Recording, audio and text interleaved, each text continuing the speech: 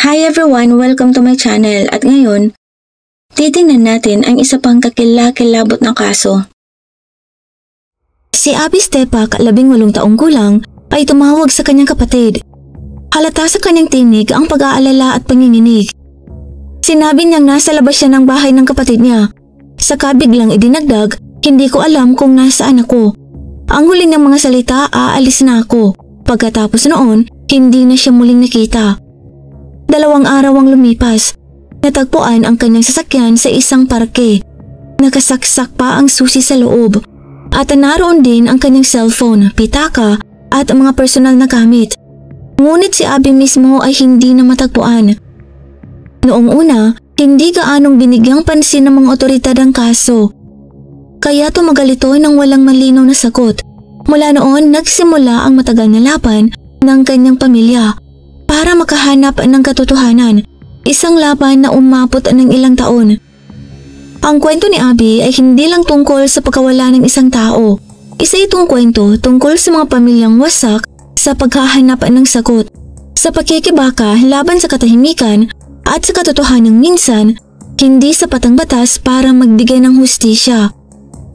Si Abby Stepak ay isinilang noong March 31, 1997 sa Little Rock, Arkansas kina Peter at Lori Stepak. Pagkatapos maghiwalay ng kanyang mga magulang, nanirahan siya sa piling ng kanyang ina. Ngunit patuloy pa rin siyang nakikipag-ugnayan sa kanyang ama. Mayroon siyang kapatid na si Trevor, isang kapatid na babae na si Harris Elizabeth at isang half-brother na si Ethan. Lahat sila ay naging bahagi ng kanyang pagkabata. Isang mahalagang tao rin sa buhay ni Abby, si Michael Jernigan, na naging kanyang ama nang pagkasalan nito si Lori. Malapit din siya sa kanyang mga kamag-anak sa panig ng ina, lalo na sa kanyang lola na si Peggy Hammond na nagsilbing sandigan at tagapayo niya. Sa una, nag-aral si Abby sa isang pribadong paaralan, ang Lisa Academy, kung saan ipinakita niya ang kasipagan at pagiging aktibo sa klase. Ngunit sa kanyang huling taon sa high school, lumipat siya sa Little Rock Central High School, isang pampublikong paaralan. Ang paglipat na yun kasama ng ilang pangyayari noong 2015 ay tila nagmarka ng malaking pagbabago sa kanyang buhay. Bata pa lang ipinakita na ni Abby ang pagiging malaya sa pag-iisip at matinding interes sa pag-unawa sa mundo. Mahilig siya sa mga banyagang wika. Tinuruan niya ang sarili ng Espanyol, Turkish at Hebrew at ginugol ang oras sa pag-aaral ng kultura at tamang bigkas ng mga ito. Marami siyang matitibay na paniniwala at hindi siya natatakot na ipaglaban ang mga ito. Marunong siyang makipagpaliwanagan at may malasakit sa katarungan. Mahilig din siya sa fashion, pagsubok ng iba't ibang estilo ng buhok at ayos. Para kay Abby, ang pananamit ay hindi lang tungkol sa itsura. Ito ay paraan ng pagpapahayag ng sarili. Madalas niyang baguhin ang kanyang estilo. Bawat isa ay may sariling kahulugan. Bukod dito, mahilig siya sa photography at kalikasan, sa maliliit na detalye, sa tanawin ng syudad, sa simpleng ganda ng paligid. Sa pamamagitan ng kanyang kamera, natutunan niyang makita ang mundo sa kakaibang anggulo. Mahilig siya sa lapas, lalo na sa dagat. Doon niya natatagpuan ang kapayapaan. Gusto rin niyang ibahagi ang mga ganitong karanasan sa kanyang mga kaibigan. Kilala si Abby sa pagiging mabait, matatag ang makatarungan, at hindi siya palalampas sa mga bagay na hindi tapat o totoo. Noong 2015, gumawa siya ng malaking desisyon. Gusto niyang subukan ng mabuhay ng mag-isa. Lumipat siya mula sa bahay ng kapatid niyang si Trevor at tumira muna sa mga kaibigan at sa kanyang lola. Bagaman nag-aalala ang kanyang mga magulang, alam niyang para kay Abby ito ay bahagi ng kanyang pagnanais na tumayo sa sariling mga paa. Sa parehong taon, nakuha ni Abby ang kanyang unang trabaho sa isang tindahan ng sapatos sa loob ng McCain Mall. Sa simula, ipinagmamalaki siya ng kanyang mga magulang sa kanyang sipag at determinasyon. Ngunit di nagtagal, napansin nilang nagbago siya. Bihira na siyang makita at mahirap nang makontak. May mga bagong tao sa paligid niya at tila nag-iba rin ang direksyon ng kanyang mundo. Nang papago ang paligid at ganoon din si Abby. Nananatili siyang masigla at puno ng enerhiya, ngunit may kakaibang pagbabago sa kanya. Mas matapang siya ngayon, mas malaya sa kalooban. Kasabay ng kanyang tiwala sa sarili, unti-unting lumitaw ang kanyang pagtutol sa mga otoridad. Hindi siya natatakot sa pagbabago. Sa halip, tila hinahanap pa niya ito. Ngunit napansin ng mga taong malapit sa kanya na may kakaiba sa kanyang mga huling buwan. Sa panahong yun, nagsimula siyang makipagkita sa isang lalaki. Hindi naging komportable ang kanyang pamilya tungkol dito. May kutob silang hindi maganda, isang pakiramdam na hindi nila maipaliwanag. Hindi man nila ito tahasang tinutulan kay Abby, malinaw na nag-aalala sila. Sa kaibuturan ng kanilang isip, natatakot sila na baka mauwi sa hindi magandang direksyon ang relasyon na yon. Habang nagbabago ang mga taong kasama ni Abby, nag-iba rin ang kanyang ugali. Unti-unti siyang naging tahimik at lumayo sa pamilya. Ang kanyang mundo ay tila unti-unting napapalayo sa abot ng kanyang mga magulang tungo sa pribadong espasyo na hindi nila maabot. Simula nang lumipat siya sa pampublikong paaralan, nagsimula siyang hindi pumasok sa klase. Ipinagbigay alam ito ng paaralan sa kanyang mga magulang, ngunit tuwing sinusubukan nilang pag-usapan, nauuwi ito sa pagtatalo. Matatag si Abby sa kanyang paninindigan. Gusto niya ng kalayaan, ang karapatang magpasya para sa sarili. Tuwing pinag-uusapan nila ang tungkol sa mga patakaran at pananagutan, palaging nauuwi ito sa katahimikan at hindi pagkakaintindihan. Unti-unti hindi na alam ng kanyang mga magulang kung sino-sino ang mga taong madalas niyang kasama. Nag-aalala sila ngunit wala na silang magawa. Pati ang matalik niyang kaibigan na si Daniel ay nakapansin ng pagbabago. Magkaibigan sila mula pa noong nag-aaral sa Lisa Academy. At kahit lumipat si Abby ng paaralan, nanatiling malapit sila. Ngunit nang sumapit ang tag-init, unti-unti nilang naramdaman ang pagitan. Dati halos lahat ay pinag-uusapan nila, mga sikreto, mga pangarap at mga takot. Ngunit ngayon naging tahimik si Abby. Hindi na siya ganoon kadalas lumabas o makipagkita. Nawalan ng sigla ang kanilang mga usapan at ang dating mainit na samahan ay tila naglaho. Hindi lamang pagbabago ang nakikita ni Daniel. Tila unti-unting nawawala si Abby sa dating siya. Ang higit niyang ikinapapahala ay hindi lang ang kilos ni Abby, kundi ang mga bagong taong kasama nito. Ang mga bagong kaibigan ni Abby ay matapang, palaban at tila walang takot. Malayo sila sa mga dati niyang kabarkada. Hindi sila sumusunod sa mga alituntunin at tila mas nasisiyahan pa kapag may hinahamon na limitasyon. Ngunit sa kabila nito, parang naaakit si Abby sa grupo na para bang may hinahanap siyang hindi niya matagpuan kahit saan. Hindi maintindihan ni Daniel kung ano ang nakikita ni Abby sa kanila, pero may mabigat na pakiramdam siya sa dibdib. Ang pagbabagong ito ay hindi pansamantala, ito ay tuluyan na. Pagsapit ng taglagas, lalo pang tumindi ang tensyon. Madalas nang lumiban si Abby sa klase. Hindi na rin niya sinasabi kung saan siya nagpupunta sa gabi. Minsan ilang araw siyang hindi umuwi. Lubos nang nag-aalala ang kanyang mga magulang. Ngunit sa tuwing sinusubukan nilang magtakda ng limitasyon, nauuwi ito sa pagtatalo. Malinaw na ipinakita ni Abby na ayaw niyang kontrolin siya ni Numan. Doon na napagtanto ng kanyang pamilya na si Abby ay nabubuhay na sa sarili niyang paraan. At sa mga patakaran niyang yun, hindi na sila kabilang. Para kay Daniel, ang tag-init na yun ang nagtapos ng kanilang pagkakaibigan. Patuloy pa rin siyang sumusubok na abutin si Abby.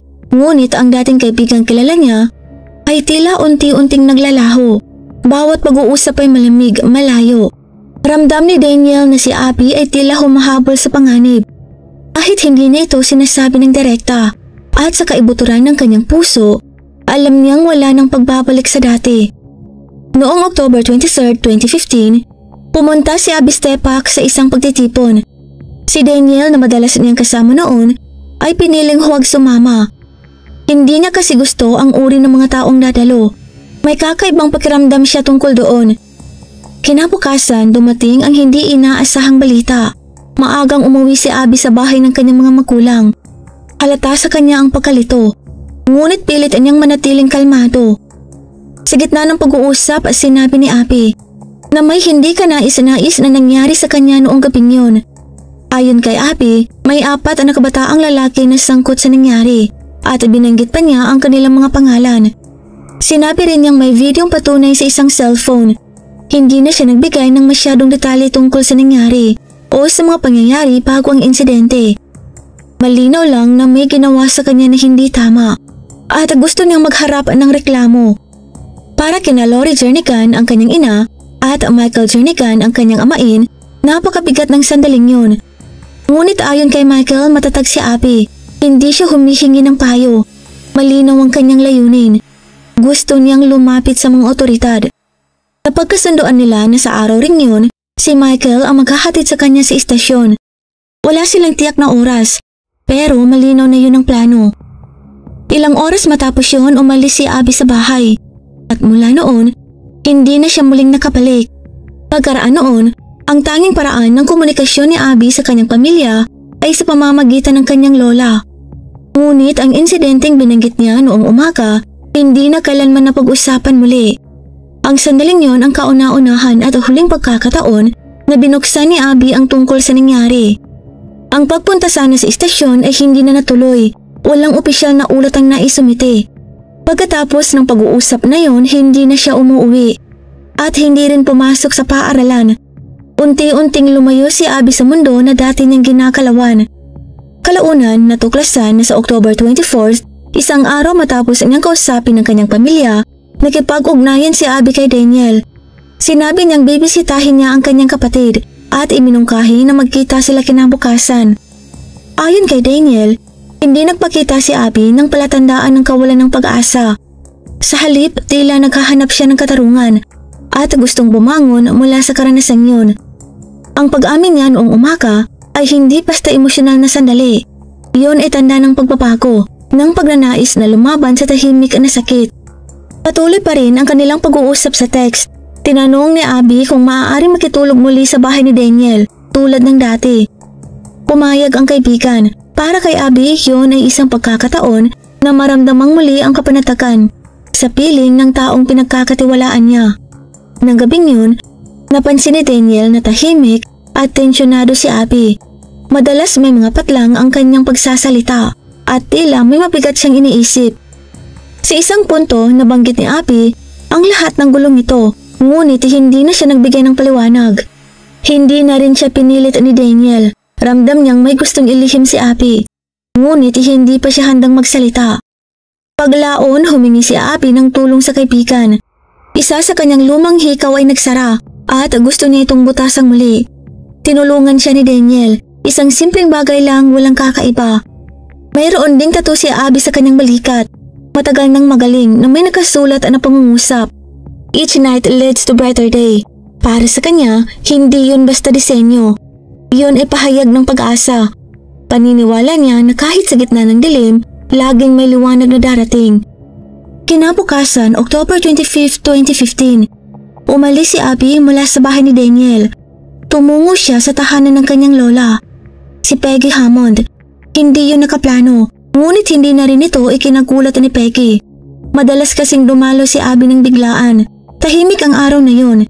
Nanood silang magkasama ng SpongeBob, kumain ng ice cream at nagkwentuhan. Wala ni kaunting sinyalis ng pag-aalala o kabigatan sa loob si Abby. Maayos ang kanyang pakikitungo, masigla at tila kalmado. Nanatili siya hanggang hapunan. Bandang 8:00 ng gabi, sinabi ni Abby na kailangan niyang makipagkita sa kanyang amain. Ipinaalala niya rin sa kanyang lola na ituloy pa rin ang plano niyang lumapit sa mga otoridad. Buo pa rin ang loob niya. Bago umalis, niyakap niya ang kanyang mga lolo't lola at sinabing mahal niya sila. Nangako siyang babalik agad. Walang bakas sa kanyang boses o kilos na tila may kakaibang nararamdaman. Kalmado siya, maayos at tila payapa. Yon ang huling pagkakataon na nakita siya ng sinumang miyembro ng kanyang pamilya. Ang huling tiyak na sandali sa kwento ni Abby Stepak ay noong umalis siya sa bahay ng kanyang lola noong gabi ng October 25th. Pagkatapos noon, ang lahat ay naging isang malaking tanong. Doon nagtapos ang direktang komunikasyon at doon nagsimula ang kanyang opisyal na pagkawala. Walang anumang palatandaan na planado ito. Wala sa kanyang mga salita o kilos ang nagsasabing gusto niyang tumakas o maglayo. Sinabi pa nga niyang babalik siya agad, ngunit hindi na siya muling nakarating. Ang nasirang pangakong yun ang naging unang babala na may kakaiba ng nangyayari. Ang gabi ng October 25 patungong 26 ang naging turning point ng lahat. Bandang 2:00 ng madaling araw, nagising ang kanyang kapatid na si Trevor dahil sa isang tawag na galing kay Abby. Pagkakita ng pangalan niya sa screen, agad niya itong sinakot. Ngunit ang boses ni Abby ay puno ng takot. Sinabi niyang nasa labas siya ng bahay ni Trevor. Agad siyang lumabas upang tingnan, ngunit walang tao sa kalsada. Wala si Abby pati ang kanyang sasakyan. Naguluhan si Trevor at tinawagan siyang muli. Sumagot si Abby. Ngunit ngayong pagkakataon, sinabi niyang nasa loob siya ng kanyang kotse. Bagaman hindi niya alam kung saan siya nakaparada. Iba ang tono ng kanyang boses, tila nalilito. Parang hindi siya lubos na nasa sarili. Hindi niya maipaliwanag ng malinaw kung nasaan siya. Magulo ang kanyang mga salita, pilit niyang inuunawa ang sitwasyon. Hanggang sa sinabi niya ang mga salitang hindi malilimutan ni Trevor. Katapusan ko na. Pagkasabi noon, naputol ang tawag. Tinawagan siyang muli ni Trevor paulit-ulit, ngunit hindi na siya sumagot. Mula noon, tuluyan nang natahimik ang kanyang telepono. Mula nang umalis si Abby sa bahay ng kanyang lola hanggang sa tawag na yun kay Trevor, may 6 na oras na pagitan. 6 na oras na hanggang ngayon ay puno ng misteryo. Kalaunan natuklasan na 2 beses tumawag si Abby sa emergency hotline noong gabing yun. Maikli lang ang mga tawag. Mas mababa sa 1 minuto bawat isa. Ngunit nang suriin ng mga otoridad, walang naiwang audio recording, walang log at walang file na nagsasaad ng mga tawag na yun. Gayunpaman, kinumpirma ng pamilya na totoo ngang tumawag si Abby. Doon nagsimulang umusbong ang maraming tanong. Walang nakakaalam kung ano ang tinangka niyang i-report. Maaaring humihingi siya ng tulong o sinusubukan niyang sabihin kung nasaan siya. O marahil ay may nararamdaman siyang panganib. Ngunit ang malinaw, hindi mukhang taong gustong maglaho si Abby. Ang mga kilos niya ay tila pagsupok na makahanap ng tulong, hindi pagtakas. Nang malaman ng kanyang pamilya ang nangyari, agad silang kumilos. Kinabukasan ng umaga nang hindi pa rin nila makontak si Abby, tumawag ng paulit-ulit ang kanyang ina at amain sa kanyang cellphone. Noong una may ring pa ito, ngunit kalaunan tuluyan ang naputol ang linya. Doon nagsimulang kabahan ng pamilya, may mali.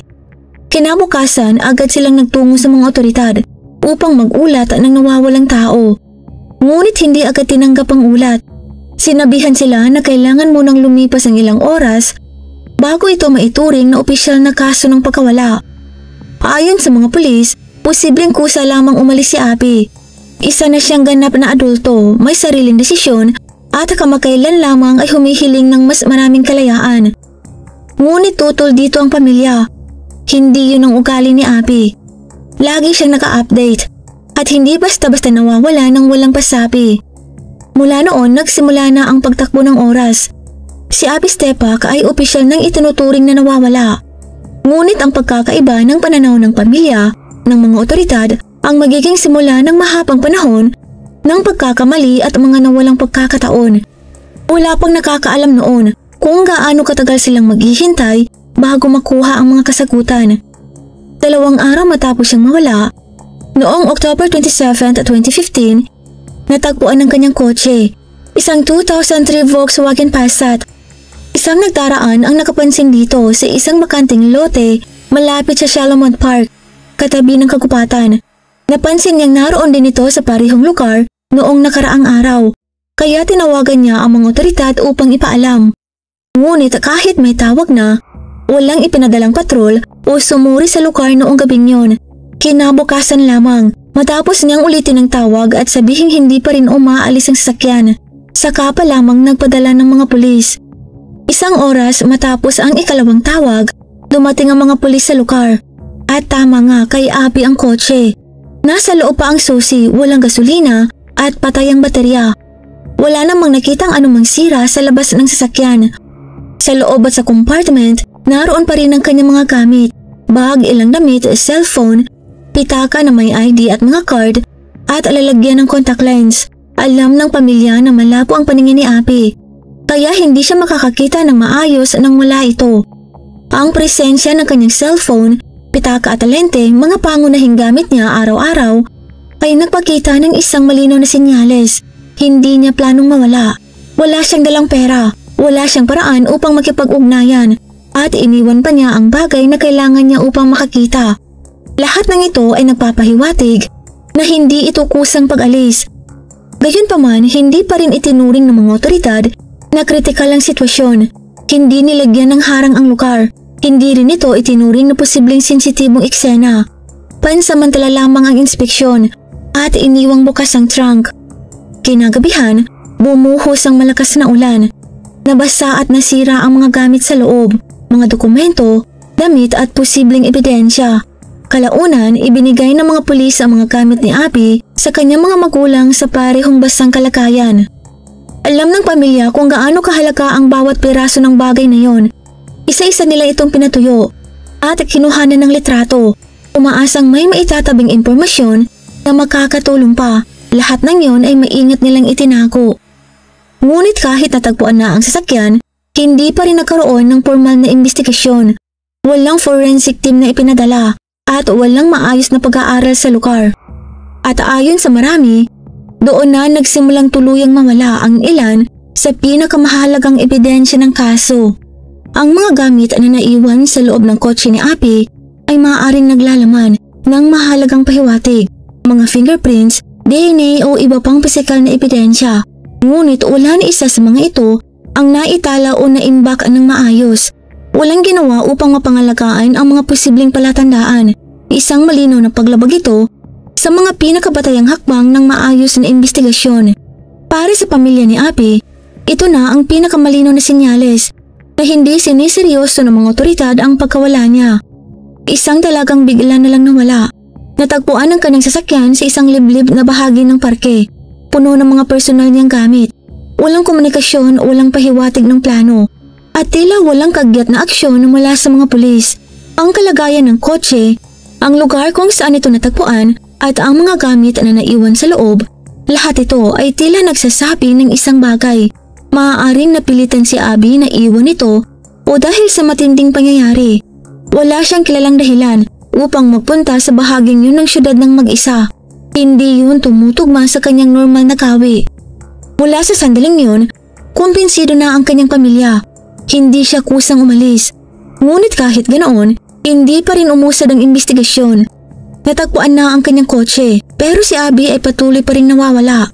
Isang napakalaking pagkakakitaan ng pagkakataon na muling nasayang. Ang kanilang tahanan ay unti-unting naging parang pansamantalang command center. Maingat na inayos at itinago ng kanyang mga magulang ang lahat ng bagay na nakuha mula sa kotse. Mga basang damit, dokumento, cellphone at iba pang personal na gamit. Isa-isa nila itong nilagyan ng label, pinatuyo at kinuhanan ng larawan. Ngunit sa kabila nito, wala pa ring hakbang mula sa mga otoridad. Walang pagsusuri, walang koleksyon ng sample, at walang ebidensyang opisyal na naitala. Dahil dito, naramdaman ng pamilya na tila wala na silang ibang pagpipilian, kundi sila mismo ang kumilos bilang mga tagapagsiyasat. Ang komunikasyon nila sa mga pulis ay madalang at formal lamang. Bawat pakiusap nilang itaas ang antas ng kaso ni Abby ay sinasagot ng parehong nakasulat na tukon. Walang panayam sa mga kapitbahay, walang pagtatanong sa mga kaibigan, walang maayos na paghahanap sa parke kung saan natagpuan ng kotse at walang pagkuha ng mga footage mula sa mga kalapit na kalsada. Dahil dito, ang mga magulang ni Abby ay lumapit sa media. Nagpaskil sila ng mga posters, humingi ng tulong sa mga voluntaryo at nakipag-ugnayan pa sa mga pribadong investigador. Ngunit dahil wala silang access sa mga opisyal na tala o ebidensya, limitado lamang ang kanilang magagawa. Araw-araw unti-unting nauupos ang pag-aasang may mangyayaring pag-usad sa opisyal na investigasyon. At habang lumilipas ang oras, mas lalong nahihirapan silang buuin ang eksaktong pagkakasunod-sunod ng mga pangyayari. Ang nasayang na oras ay napakasakit para sa pamilya.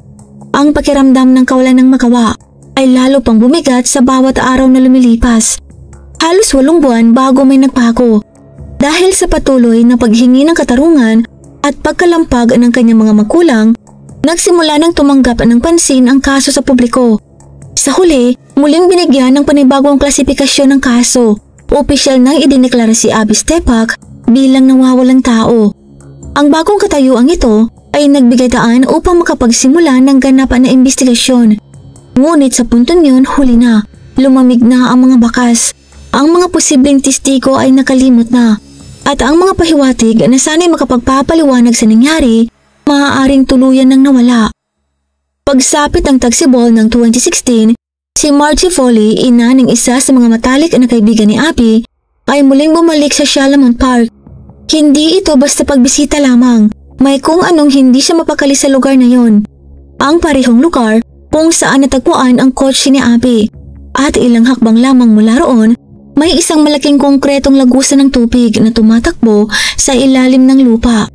Hindi kailanman ipinakita ng mga pulis na interesado sila sa istrukturang yun, ngunit si Margie Foley ay hindi mapanatag.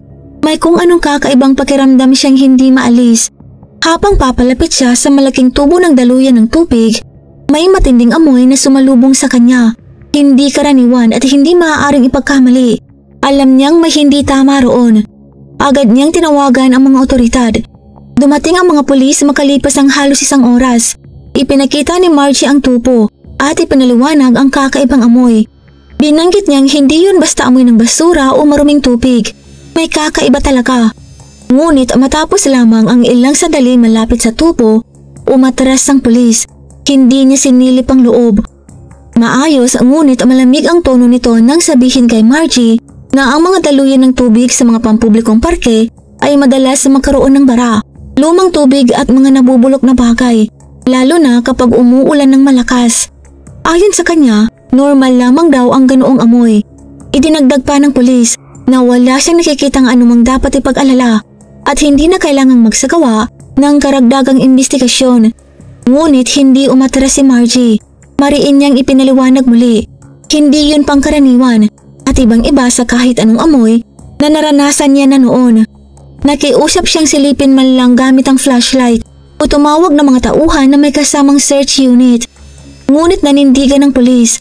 Sinabi niyang wala siya nakikitang anumang sinyalis ng anumang krimen at umalis na siya sa lugar nang hindi tinitingnan ng loob ng tubo.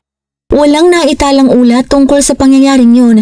Walang follow-up, walang ibang ahensya nag-imbestiga at walang sinuman ang nag-ugnay nito sa kotseng naiwan ni Abby na ilang metro lamang ang layo.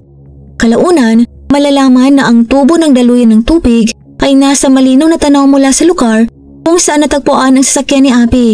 Hindi lalampas sa 65 feet ang pagitan. Isang simpleng pagsilip lang sana ang kailangan. Ngunit dahil sa kapabayaan ng isang pulis, mahalagang pahiwatig ang tuluyang napabayaan at ang lugar na yon ay nanatiling hindi ginagalaw sa loob ng halos 2 taon. Para sa pamilyang Stepak, ito ay isa na namang mabigat na dagok.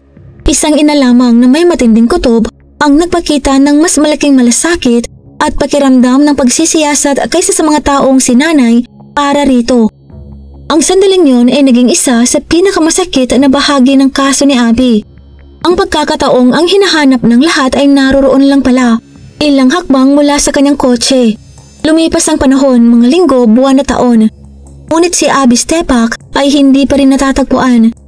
Mula ng araw na siya'y mawala, ang kanyang pamilya ay nabuhay sa walang katapusang paghihintay at kawalang kasiguraduhan. Libo-libong araw ang lumipas ng walang balita, walang bagong impormasyon at walang sagot. Ang hindi pag-alam sa nangyari ang siya mismong naging pahirap. Habang tila huminto sa pag-usad ang mga otoridad, nagdesisyon ang ama ni Abby na kumuha ng isang pribadong investigador, si Monty Vickers. Ayaw niyang hayaang tuluyang mapabayaan ang kaso ng kanyang anak. Sinimula ni Vickers ang investigasyon sa pamamagitan ng pagsusuri sa mga huling mensaheng ipinadala ni Abby bago siya mawala. Agad na may napansin siya sa laman ng mga mensaheng yon. Doon malinaw na ipinahayag ni Abby ang kanyang nararamdaman laban sa ilang kabataang lalaki na umano'y gumawa sa kanya ng hindi kanais-nais na bagay. Matapang ang kanyang tono. Sinabi niyang pupunta siya sa mga otoridad. Binanggit din niya na may ebidensya siya at hinihiling niyang harapin siya ng mga taong sangkot. Tahas niyang sinabi na hindi na siya mananahimik. Handa siyang lumaban para sa sarili. At kinabukasan si Abby ay biglang nawala.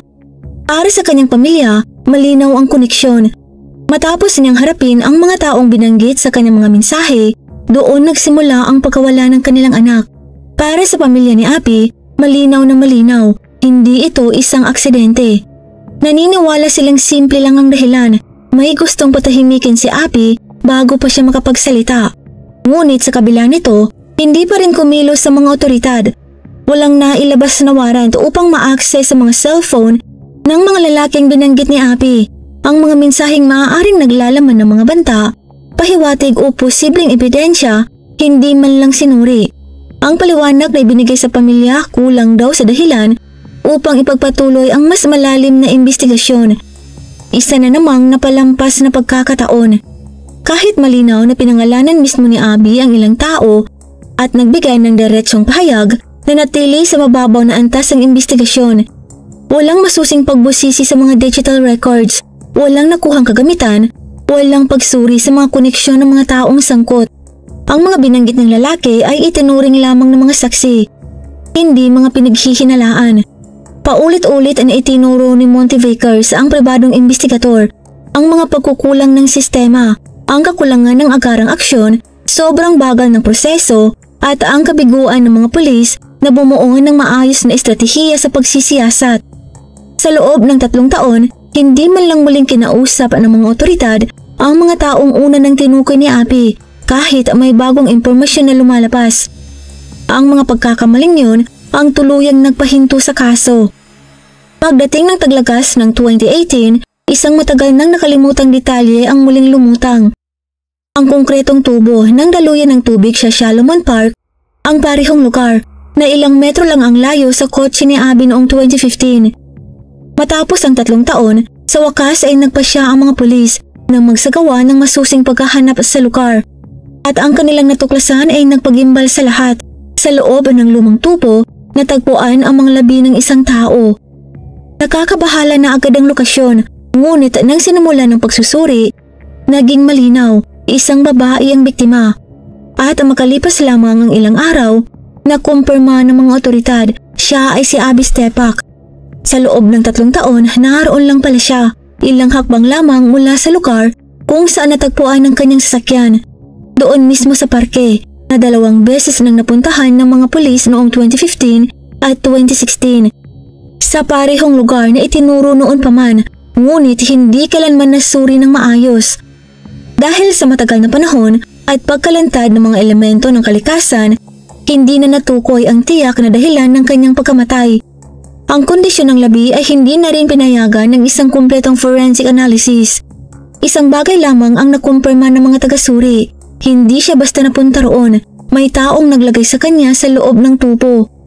Ngunit bukod doon, wala nang malinaw na pahiwatig. Walang natirang ebidensya, walang palatandaan na maaaring tumuro sa kung sino ang responsable. Ang natuklasan yon ang tuluyang nagbago ng lahat. Pinatunayan nito na hindi basta naglaho si Abby Stepak, naroon na siya mula pa sa simula. Kung noong 2015 pa lamang ay sinuri na ng maayos ang tubo na yon, malamang ay natagpuan na siya noon, kasama ang mga ebidensyang sana'y makapagsasabi ng buong katotohanan. Kung noong 2016 pa lamang ay sineryoso ng mga pulis ang kakaibang amoy, sa halip na ipagpalagay na ito ay ordinaryong amoy ng imburnal, maaaring nagkaroon pa ng pagkakataon na matukoy ang tunay na nangyari. Marahil pati kung sino ang responsable, ngunit ang 2 sandaling yun, tuluyan nang nawala magpakailanman. Ang pagkakatuklas kay Abby ay nagdala ng mapait na katapusan. Oo, natagpuan na siya, ngunit hindi na buhay. At mula noon, opisyal nang idineklara ang kanyang kaso bilang isang krimen ng pagkitil ng buhay. Ngunit kahit may ganitong klasifikasyon, walang umusad. Hindi matukoy ng mga investigator kung sino ang posibleng may kinalaman. Walang naiharap na kaso at walang malinaw na paliwanag kung ano talaga ang nangyari. Maging ang mga lalaking binanggit ni Abby sa kanyang mga huling mensahe, ang mga taong sinabi niyang gumawa sa kanya ng hindi tama, hindi kailanman tinuring ng mga sospek. Hindi na rin sila muling inimbestigahan. At ang pamilya ni Abby muling sinalubong ng katahimikan. Ang sandaling dapat sana'y simula ng hustisya ay naging isang legal na pagkakatikil.